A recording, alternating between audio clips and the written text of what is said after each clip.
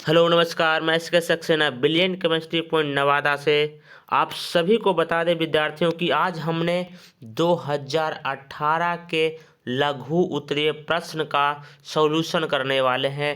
ये बहुत ही हार्ड सवाल इस टाइम आया था, बहुत ही थोड़ा सा टिपिकल सवाल आया था 2018 में। आज मैं इसी का सॉल्यूशन लेकर आया हूँ। जो लघु उत्तरीय प्रश्न है इसका मैं आंसर लेकर आया हूँ। आपको सबसे पहले क्या करना है कि आप हमारे चैनल पर अगर नया है तो सबसे पहले हमारे चैनल को आप सब्सक्राइब कर लीजिए। आपको यूट्यूब पे टाइप करना है ब्रिलियंट केमिस्ट्री पॉइंट नवादा। आपको यूट्यूब पे टाइप करना है क्या विद्यार्थी, ब्रिलियंट केमिस्ट्री पॉइंट नवादा। तो आपको सबसे पहले नंबर पे मेरा चैनल मिल जाएगा, आप उसको सब्सक्राइब कर लीजिएगा और बेल आइकन को दबा दीजिएगा, जिससे आपको समय समय पे एग्जाम से रिलेटेड और अच्छे अच्छे क्वेश्चन का वीडियो आपको मिलता रहेगा। तो चलिए आपको मैं बता दूं कि इसका जो टेलीग्राम लिंक हमने डाल रखा है, टेलीग्राम पे इसका पीडीएफ का आपको मिलेगा कहाँ पे विद्यार्थी, तो brilliant chemistry point Nawada Telegram पे आप सर्च करेंगे। टेलीग्राम पे आपको सर्च करना है ब्रिलियंट केमिस्ट्री पॉइंट नवादा, तो वहाँ पे आपका मेरा चैनल मिलेगा, वहीं पे इसका पीडीएफ मैं डालने वाला हूँ। तो कोई विद्यार्थी है तो सबसे पहले वो वीडियो के अंत तक जुड़े रहें, क्योंकि यहाँ वीडियो के अंत तक जुड़े रहने से आपका 1 से 2 लघु उत्तरीय प्रश्न पक्का एग्जाम में इस बार पूछने वाले हैं। तो चलिए क्वेश्चन को शुरू करते हैं। क्वेश्चन नंबर फर्स्ट क्या कह रहा है, क्वेश्चन नंबर फर्स्ट कह रहा है इलेक्ट्रोड और इलेक्ट्रोड विभव को परिभाषित करें। इलेक्ट्रोड और इलेक्ट्रोड विभव को परिभाषित करें। सबसे पहले मैं बता दूं कि इलेक्ट्रोड क्या होता है। जैसे विद्यार्थी आपके पास क्या है, आपके पास बैटरी है, ये बैटरी का सिंबल है। बैटरी से अगर कोई मेटल के आप क्या करते हैं, कोई मेटल के आप छड़ लगा देते हो, तो इसी छड़ को हम लोग क्या बोलते हैं, इसी छड़ को हम लोग इलेक्ट्रोड के नाम से जानते हैं। यानी जो बैटरी से जुड़ा हुआ छड़ रहता है, जो मेटल का छड़ रहता है, उसी को हम लोग क्या बोलते हैं, उसी को हम लोग इलेक्ट्रोड बोलते हैं प्यारे विद्यार्थियों। तो यहाँ पे डिफिनेशन साफ लिखा हुआ है कि वो ऐसा पदार्थ जो बैटरी से जुड़ा रहता है उसे इलेक्ट्रोड कहते हैं। यानी जो बैटरी से जुड़ा रहेगा उसको हम लोग इलेक्ट्रोड के नाम से जानेंगे। दूसरा कह रहा है इलेक्ट्रोड विभव को परिभाषित करें। तो इलेक्ट्रोड विभव क्या होता है प्यारे विद्यार्थियों, इलेक्ट्रोड विभव को आप समझने के लिए सबसे पहले समझें कि एक बर्तन लेना है, इसमें मान लेते हैं आप कि यह जिंक सल्फेट है, मेरे पास क्या है, ZnSO4 का हमने विलयन इस बर्तन में रखा है। तो इसी में हमने क्या किया, जिंक का एक रॉड डाल दिया। तो यहाँ पे आपको पता है कि जिंक का छड़ से जिंक क्या होता है, Zn2+ के रूप में विलयन में उतर जाता है। तो यहाँ पे कुछ माइनस का सिंबल आ जाएगा और विलयन में कुछ प्लस आ जाएगा। यानी कि जैसे ही आप छड़ को बर्तन में डालेंगे तो छड़ के ऊपर माइनस और विलयन में एक प्लस आ जाएगा। तो यहाँ पे आपको नजर आएगा कि 2 चार्ज डिफरेंट हो गया ना, कि ये छड़ के ऊपर और विलयन के ऊपर चार्ज डिफरेंट आ गया। तो यहाँ पे चार्ज डिफरेंट के कारण जो विभव उत्पन्न होता है, जो विभवांतर पैदा होती है, उसको हम लोग इलेक्ट्रोड विभव के नाम से जानते हैं। चलिए डिफिनेशन को पढ़ लेते हैं। डिफिनेशन क्या कहता है, डिफिनेशन कह रहा है विद्यार्थी, धातु के छड़ और विलयन के बीच, हमने धातु के छड़ को हमने कहाँ डाला था, विलयन में डाला था, और उसमें जो उत्पन्न विभवांतर हुआ था उसको हम लोग क्या बोलेंगे, इलेक्ट्रोड विभव बोलेंगे। समझ में आ गया होगा सभी विद्यार्थियों को कि धातु के छड़ और विलयन के बीच उत्पन्न विभवांतर को इलेक्ट्रोड विभव के नाम से जानते हैं। चलिए क्वेश्चन नंबर 2 पे आ जाते हैं। क्वेश्चन नंबर 2 क्या कह रहा है, क्वेश्चन नंबर 2 बहुत ही अच्छे सवाल है। कहता है कि नाइट्रोजन सिर्फ NCl3 का निर्माण करता है, जबकि फास्फोरस PCl3 और PCl5 दोनों बनाता है, व्याख्या करें।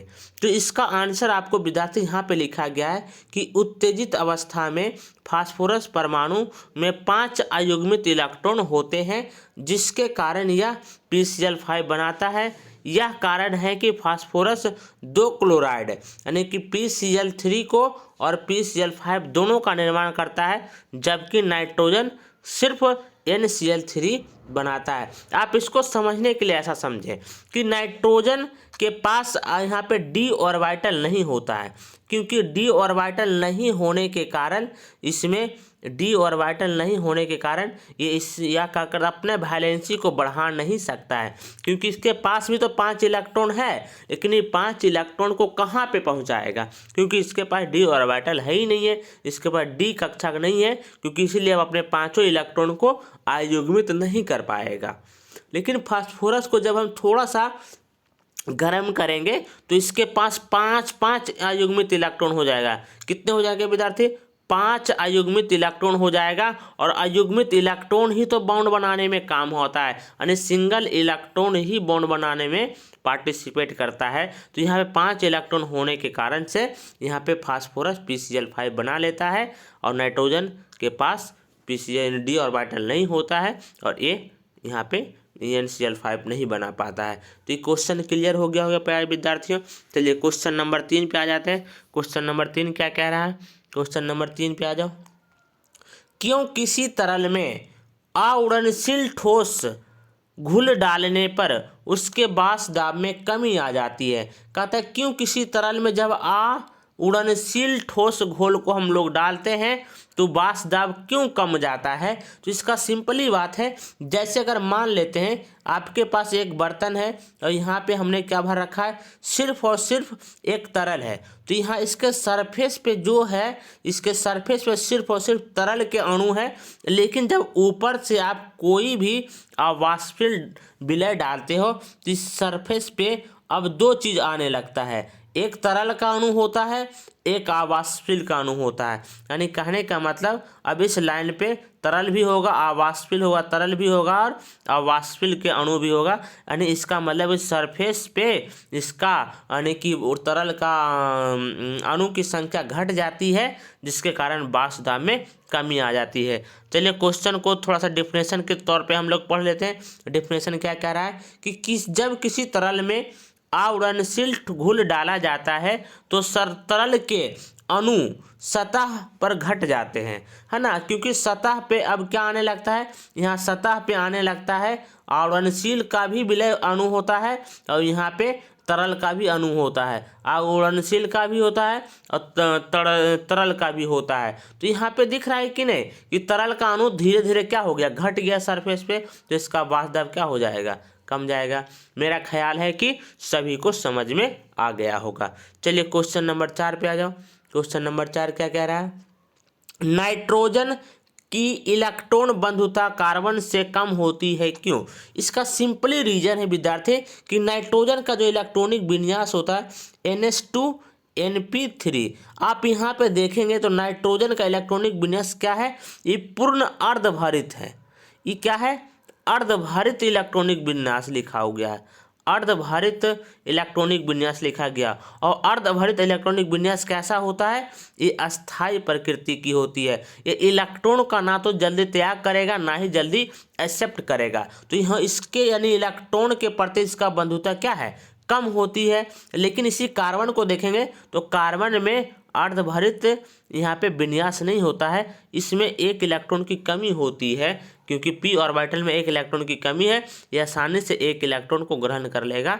इसका अर्थ है कि कार्बन का इलेक्ट्रॉन बंधुता नाइट्रोजन से ज़्यादा होती है, या इसको बोल रहे हैं क्या, नाइट्रोजन का इलेक्ट्रॉन बंधुता कार्बन से कम होती है। मेरा ख्याल है कि समझ में सभी विद्यार्थियों को आ गया होगा। चलिए एक बार थोड़ा सिंपली पढ़ लेते हैं। क्या कह रहा है कि नाइट्रोजन की इलेक्ट्रॉन बंधुता कार्बन से कम होती है क्योंकि नाइट्रोजन के पास अर्धभारित p ऑर्बिटल होता है और अस्थायी विन्यास होता है। बिल्कुल सही बात है कि अर्धभारित p कक्षक होती है और अस्थायी विन्यास इसके पास होता है। चलिए क्वेश्चन नंबर 5 पे आ जाओ। क्वेश्चन नंबर 5 क्या कह रहा है? क्वेश्चन नंबर 5 देखेगा कि p nitrophenol p methyl phenol से अधिक अम्लीय होता है क्यों? ध्यान से पढ़िए विद्यार्थी, क्या कह रहा है कि पी नाइट्रोफिनॉल है, यानी पैरा नाइट्रोफिनॉल है और पैरा मिथाइल फिनॉल है से अधिक अम्लीय क्यों होता है। तो आपको समझ में आना चाहिए विद्यार्थी कि ये जो मेरा फिनॉल लिखा है इसके पैरा पोजीशन पे एक बार NO2 लगा दीजिए नाइट्रो, और एक बार ये मेरा रहा फिनॉल और इसके पैरा पोजीशन पे मिथाइल समूह लगा दीजिए। आपको पता है कि ये जो नाइट्रोफिनॉल है, नाइट्रो ग्रुप है, ये इलेक्ट्रॉन विड्रॉइंग ग्रुप है, यानी इलेक्ट्रॉन को ये खींचता है। इलेक्ट्रॉन के खींचने वाला ग्रुप क्या करता है, ये अम्लीय क्षमता को बढ़ाता है। ये ऑर्गेनिक का सवाल है, ये बहुत ही अच्छा सवाल है कि nitro group electron withdrawing group होती है, इलेक्ट्रॉन खींचने वाला ग्रुप होती है, जिससे यहाँ पे जो माइनस चार्ज बनता है इसको अस्थायी कर देता है और अम्लीय क्षमता को बढ़ा देता है। लेकिन यहाँ पे मिथाइल समूह है, यहाँ पे प्लस आई ग्रुप शो करता है, यहाँ पे प्लस आई यानी कि ये इलेक्ट्रॉन पुश करने का काम करता है, इलेक्ट्रॉन और देगा जिससे माइनस चार्ज की स्थायित्व और घट जाएगी। इसीलिए पी यानी पैरामिथाइल फिनॉल कम अम्लीय हो जाता है। इसको एक बार थोड़ा सा पढ़ लेते हैं, डिफिनेशन के तौर पे पढ़ना जरूरी है।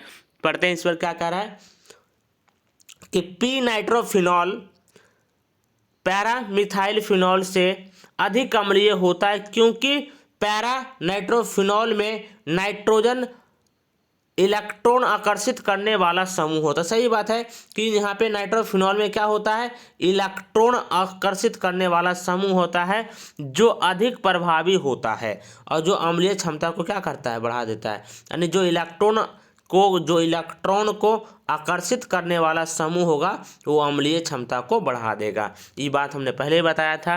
तो 5 नंबर सवाल सभी को क्लियर हो गया होगा। अगर नहीं समझ में आ रहा है तो वीडियो को दोबारा देख लेना है, वीडियो को रिपीट करके देख लेना है, जिससे आपको अधिक से अधिक बात समझ में आए और एग्जाम में सही और सटीक आंसर करके आएंगे। तो वीडियो को सबसे पहले तो आप वीडियो को लास्ट तक देखें और PDF के लिए हमारे Telegram channel brilliant chemistry point को जरूर सर्च करें अपने टेलीग्राम पर, तो आपको यहाँ पे PDF सारा मिल जाएगा। चलिए क्वेश्चन नंबर 6 पे आ जाओ। क्वेश्चन नंबर 6 क्या कह रहा है कि फिल्डर क्राफ्ट की एल्काइलेशन और एसाइलेशन प्रतिक्रिया को लिखें। यहाँ पे कह रहा है फिल्डर क्राफ्ट एल्काइलेशन और एसाइलेशन को लिखना। मैं बता दूं विद्यार्थी कि जो फिल्डर क्राफ्ट एल्काइलेशन होता है वो बेंजीन के साथ होता है, यानी कि यहाँ पे जो आपको सबसे पहला रिएजेंट लेना क्या होना चाहिए, बेंजीन होना चाहिए। और ये भी क्रिया करता है किसके उपस्थिति में, तो ये लुईस अम्ल की उपस्थिति में करता है। ये लुईस अम्ल की उपस्थिति में अभिक्रिया होती है और एल्काइलेशन कराना है विद्यार्थी, तो आपको सबसे पहले यहाँ पे एल्काइल क्लोराइड भी यानी एल्काइल हैलाइड भी यहाँ पे लेना जरूरी है, यानी कि R और X यानी कि एल्काइल हैलाइड होगा। यहाँ पे लुईस अम्ल की उपस्थिति में अनिवार्य है, लुईस अम्ल नहीं होगा तो ये फिल्डर क्राफ्ट एल्काइलेशन होना असंभव है। तो यहाँ पे आपको याद रखना है कि बेंजीन होगा और एल्काइल हैलाइड होगा और लुईस अम्ल होगा। इस बात को आप याद कर लें कि बेंजीन, एल्काइल हैलाइड और लुईस अम्ल होना अनिवार्य है। चलिए इसको थोड़ा सा पढ़ते हैं, क्या कह रहा है डेफिनेशन, थोड़ा सा पढ़ते हैं। कह रहा है कि फिल्डर क्राफ्ट एल्काइलेशन कराना, पहले एल्काइल समूह को एडिशन करना है बेंजीन के रिंग के ऊपर, यानी कि एल्काइल समूह को बेंजीन के ऊपर कैसे जोड़ेंगे, किस अभिक्रिया के द्वारा जोड़ेंगे। कहता है जब बेंजीन की अभिक्रिया एल्काइल हैलाइड के साथ, हमने बताया था कि बेंजीन जो रिएक्शन करने वाला है एल्काइल हैलाइड के पास लुईस अम्ल की उपस्थिति में, ये लुईस अम्ल होना अनिवार्य है विद्यार्थी, बिना लुईस अम्ल हुए फिल्डर क्राफ्ट एल्काइलेशन असंभव है। तो आप इसको याद कर लें कि बेंजीन होगा, एल्काइल हैलाइड होगा और लुईस अम्ल होगा की उपस्थिति में कराई जाती है तो एल्काइल बेंजीन का निर्माण होता है, यानी कि बेंजीन के ऊपर हमारा एल्काइल समूह R ऐड हो जाएगा यहाँ पे। तो इसी को बोलते हैं फिल्डर क्राफ्ट एल्काइलेशन बोलते हैं। और दूसरा कह रहा है फिल्डर क्राफ्ट एसाइलेशन, तो एसाइलेशन स्थिति सभी सेम रहेगा, खाली एल्काइल हैलाइड के जगह पे एसाइलियम हैलाइड लेना पड़ेगा। तो दूसरा पहले देख लेते हैं, जो समझ में आ गया होगा आप इसको एक बार पढ़ लेंगे, आपको पूरी तरह से इस कन्फर्म आपको याद हो जाएगा। दूसरा क्या कह रहा है कि फिल्डर क्राफ्ट एसाइलेशन कराइए। तो इसमें भी याद रखना है कि आपको बेंजीन लेके आना है, बेंजीन होगा, किसकी उपस्थिति में? तो लुईस अम्ल की उपस्थिति में लुईस अम्ल होना अनिवार्य है। और यहाँ पे आपको एसिटाइल क्लोराइड लेना है, यानी एसिटाइल हैलाइड लेना है। इसका फॉर्मूला क्या होता है विद्यार्थी? RC डबल बॉन्ड O और यहाँ X, ये लेना आपको जरूरी है कि R डबल बॉन्ड O और यहाँ पे X, ये होता है मेरा आपका एसिटाइल क्लोराइड का, ये फॉर्मूला है एसिटाइल क्लोराइड का। तो आपको याद रखना है विद्यार्थी कि आपको एसिटाइल क्लोराइड लेना है, यही आपको रिएक्शन करवा कर देगा। कहाँ से? यही आपका रिएक्शन करवाएगा क्या? यहाँ पे बेंजीन के ऊपर यहाँ पे एसाइल ग्रुप को ऐड करवाएगा। तो इसको पढ़ लेते हैं क्या कहता है, इसको पढ़ते हैं एक बार डेफिनेशन के तौर पे। कहता है कि जब बेंजीन की अभिक्रिया एसिटाइल हैलाइड के साथ लुईस अम्ल की उपस्थिति में कराई जाती है तो एसिटाइल बेंजीन का निर्माण होता है, उसे फिल्डरक्राफ्ट एल्काइलेशन कहते हैं।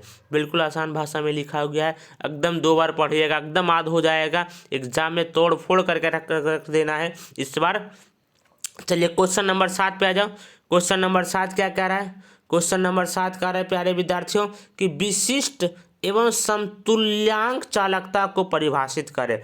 कि विशिष्ट चालकता क्या है? विशिष्ट चालकता हम किसको बोलते हैं विद्यार्थी? तो प्रतिरोधकता के व्युत्क्रम को विशिष्ट चालकता कहते हैं। यानी प्रतिरोधकता के व्युत्क्रम को हम लोग विशिष्ट चालकता कहते हैं। यानी प्रतिरोधकता विशिष्ट चालकता को हम लोग कैसे दिखाते हैं? ये इन्वर्सली प्रोपोर्शनल होगा किसके? रो के, यानी कि ये विशिष्ट चालकता के व्युत्क्रम होगा, उसी को हम लोग क्या बोलेंगे? उसी को हम लोग विशिष्ट चालकता बोलेंगे। यहाँ पे प्रतिरोधकता के व्युत्क्रम को विशिष्ट चालकता, इसको कैसे दिखाते हैं विशिष्ट चालकता को? तो यहाँ पे पहला क्लियर हो गया। दूसरा कह रहा है कि समतुल्यांक चालकता क्या है? दूसरा कह रहा है समतुल्यांक चालकता क्या है? तो ये भी आसान है कि विशिष्ट चालकता और वैद्युत अपघट्ट के 1 ग्राम तुल्यांक रखने वाले आयतन के गुणनफल को विशिष्ट चालकता कहते हैं। इसका कहने का मतलब क्या है विद्यार्थी?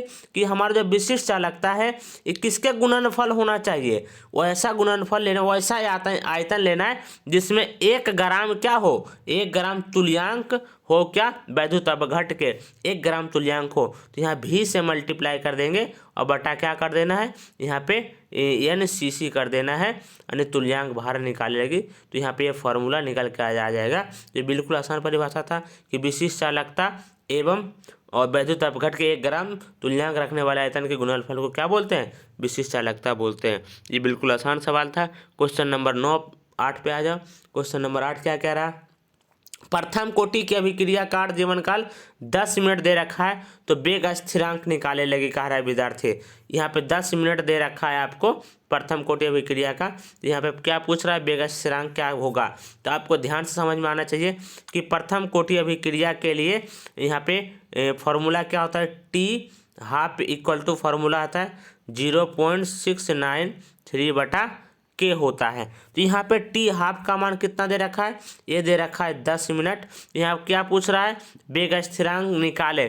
तो K का फॉर्मूला क्या है? K इक्वल टू हो जाएगा 0.693/10। तो जब 10 से भागा लगाएं तो ये दशमलव उठकर कहाँ चला जाएगा? यहाँ पे आ जाएगा। इसका मतलब है कि 0.0693 इसका आंसर आने वाला है। इसका आंसर हमने देखो यहाँ पे सॉल्व कर रखा है। T½ दे रखा है, 10 मिनट दे रखा है, K का मान पूछ रहा है, तो नीचे कितना आ जाएगा? टाइम T½ के जगह पे 10 रख दिए, यहाँ पे आ जाएगा, यहाँ पे हो गया क्या? मिनट इनवर्स आंसर हो जाएगा। तो 8 नंबर सवाल सबको समझ में आ गया होगा। छोटी सी सवाल था, थोड़ा सा नंबरिकल था। क्वेश्चन नंबर 9 पे आ जाओ। क्वेश्चन नंबर 9 क्या कह रहा है? क्वेश्चन नंबर 9, किसी ठोस पर गैस के अधिशोषित होने पर ऊष्मागतिकी परिवर्तन का वर्णन करें। यहाँ पे कहा ऊष्मागतिकी परिवर्तन थर्मोडायनेमिकली चेंज क्या क्या हो सकता है जब गैस के कण ठोस पर अधिशोषित होते हैं। तो गैस के कण जब ठोस पर अधिशोषित होते हैं तो ऊष्मागतिकी में क्या परिवर्तन आता है? इसको सेंटेंस के रूप में हमने क्या लिखा है? तो यहाँ ऊष्मागतिकी का फॉर्मूला क्या होता है? ΔG equal to ΔH minus T∆S होता है, यानी कि यहाँ पे ΔG का मान निगेटिव आना चाहिए। तो यहाँ आपको देखना है कि ये आता कि नहीं है। थोड़ा पढ़ते हैं डेफिनेशन। कहता है यह एक ऊष्माक्षेपी प्रक्रम है। गैस का अधिशोषण ठोस पे एक ऊष्माक्षेपी प्रक्रम होता है विद्यार्थी। तो जिसमें से ΔH का मान ऋणात्मक होता है और इसका अर्थ है कि दिए गए ताप पर टी डेल्टा एस का मान भी ऋणात्मक होता है, तो जिसके कारण डेल्टा जी का भी मान ऋणात्मक आता है, अतः अभिक्रिया स्वतः होती है। यानी कि आपको डेल्टा जी का मान निगेटिव करना है, तो आप इसको समझ सकते हैं कि डेल्टा जी निगेटिव कैसे आएगा।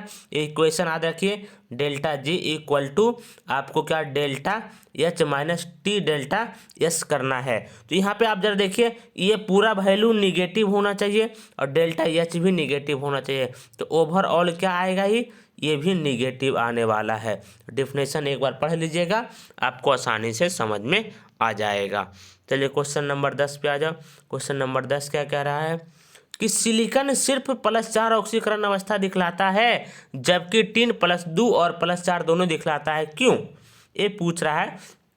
तो सिंपली रीजन क्या है विद्यार्थी, इसका सिंपली आंसर यहाँ पे लिखा गया है, इसको आप पढ़े, गौर से पढ़े। कहता सिलिकॉन और टिन दोनों वर्ग 14 के तत्व है, यानी कि आप वर्ग 14 में अगर आप जाएंगे तो कार्बन मिलेगा, उसके बाद सिलिकॉन मिलेगा, उसके बाद जर्मेनियम मिलेगा, उसके बाद टिन मिलेगा, उसके बाद आपको लेड मिलेगा। तो यहाँ पे दिख रहा है वर्ग 14 में ही आपको क्या क्या नजर आ रहे हैं, वर्ग 14 में ही कार्बन भी है, सिलिकॉन भी है और जर्मेनियम भी है, टिन भी है। तो आप ये जो सिलिकॉन और यहाँ पे टिन जो दिख रहा है वो एक ही वर्ग के तत्व है, वो एक ही वर्ग के तत्व है। तो आपको ध्यान से देखना है क्या लिखा गया डेफिनेशन में, जिसमें सिलिकॉन +4 ऑक्सीकरण अवस्था दिखलाता है, लेकिन टिन में उदासीन जोड़ी प्रभाव के कारण +2 और +4 दोनों दिखाता है। आपको उदासीन जोड़ी प्रभाव थोड़ा सा समझा देते हैं कि क्या होता है। एक आता है उदासीन जोड़ी प्रभाव, यानी कि पी ब्लॉक के सबसे निचले तत्व में जो उदासीन जोड़ी प्रभाव होता है, यानी कि यहाँ पे फोरियस इलेक्ट्रॉन का भी यहाँ पे निकलना मुश्किल हो जाता है, जिससे +2 भी दिखाता है और ये +4 भी दिखाता है। क्लियर हो गया होगा बात। आइए क्वेश्चन नंबर 11 पे। क्वेश्चन नंबर 11 क्या कह रहा है, क्वेश्चन नंबर 11 कहता है HF से अधिक शक्तिशाली अम्ल है, व्याख्या करें। तो इसका सिंपली रीजन है विद्यार्थी कि HF होता है, HCl होता है, HBr होता है और HI होता है। अब पता है कि ऊपर से नीचे जाने पर यहाँ पे आपको आकार क्या मिल रहा है, आकार यहाँ बढ़ रहा है, यानी कि हाइड्रोजन का आकार जितना बड़ा होगा उसकी अम्लीय क्षमता उतना ज़्यादा होगी। तो सिंपल यहाँ पर डेफिनेशन लिखा गया कि HI HF से शक्तिशाली अम्ल है क्योंकि आयोडीन का आकार फ्लोरीन से बड़ा होने के कारण इसका आबंध वियोजन एंथैल्पी कम हो जाता है और वर्ग में ऊपर से नीचे जाने पर अम्लीय क्षमता बढ़ता है, इसीलिए HI शक्तिशाली अम्ल होता है। यानी कि आयोडीन का आकार जो है विद्यार्थी फ्लोरीन से बड़ा है, जब बड़ा होगा तो बंधन आबंध क्या हो जाएगा, कमजोर हो जाएगा, यानी कि H और I के बीच का डिस्टेंस ज़्यादा है तो ये बंधन आसानी से टूट जाएगा, HI बंधन टूटेगा और वर्ग में ऊपर से जब नीचे जाते हैं तो अम्लीय क्षमता भी बढ़ जाता है, जिसके कारण यहाँ पे HI एक परबल अम्ल की तरह कार्य करता है। तो 11 नंबर सवाल भी आपको 100% याद हो गया होगा। क्या बोलना है विद्यार्थी, ध्यान से देखिए। क्वेश्चन नंबर 12 पे आ जा। क्वेश्चन नंबर 12 क्या कह रहा है, बेंजीन के नाइट्रेशन की क्रिया विधि का वर्णन करें। बेंजीन के नाइट्रेशन का क्रिया विधि का वर्णन करना है। तो देखो विद्यार्थी, यहाँ पे बेंजीन लेना है और क्या करना है, सिंपली क्या करना है, इसकी अभिक्रिया किससे कराना है, इसकी अभिक्रिया आपको कराना है यहाँ पे सांद्र H2SO4 लेना है और प्लस सांद्र HNO3 लेना है। तो आपको मिलेगा क्या विद्यार्थी, ये बेंजीन पर क्या लग जाएगा, बेंजीन पर NO2 ग्रुप लग जाएगा। यहाँ पे कहता है कि जब बेंजीन की प्रतिक्रिया सांद्र H2SO4 एवं सांद्र HNO3 की उपस्थिति में कराई जाती है तो नाइट्रो बेंजीन बनता है, इसमें नाइट्रोनियम आयन इलेक्ट्रोफाइल बनता है। ये बात याद रखना है कि ये सवाल पूछता है आपसे कि बेंजीन के नाइट्रेशन में कौन सा इलेक्ट्रोफाइल बनता है, तो नाइट्रोनियम इलेक्ट्रोफाइल बनता है। ये रहा मेरा प्यारा सा बेंजीन और यहाँ पे जब नाइट्रोनियम आयन बनेगा तो इसका पाई इलेक्ट्रॉन यहाँ पे शिफ्ट कर जाएगा, इसको इलेक्ट्रॉन देगा और क्या बना लेगा, नाइट्रोबेंजीन बना लेगा, जो कि बेंजीन के नाइट्रेशन की तरह कार्य करता है। तो मेरा उम्मीद है कि आपको सभी क्वेश्चन आसानी से समझ में आया होगा। अगर वीडियो थोड़ा सा अच्छा लगा है तो आप अपने दोस्तों में शेयर कर दें, इसको एक बार सब्सक्राइब कर दें। हमारे टेलीग्राम यानी कि इसका जो PDF मिलेगा टेलीग्राम चैनल यानी कि ब्रिलियंट केमिस्ट्री पॉइंट नवादा में आपको ये मिलेगा टेलीग्राम। तो हमारे चैनल को थोड़ा सा सब्सक्राइब करें, अपने फ्रेंड के पास शेयर करें, और भी अधिक वीडियो जो के लिए इस वीडियो को थोड़ा सा लाइक भी कर दें। आपसे मिल लेंगे अगले वीडियो में। जब तक आप अपने पढ़ाई को मजबूत बनाते रहिए, क्योंकि एग्ज़ाम में मात्र 1 महीना का टाइम बचा है और 1 महीना में आप अधिक से अधिक बातों को सीखने की कोशिश करें। मिलेंगे नेक्स्ट वीडियो में। जय हिंद,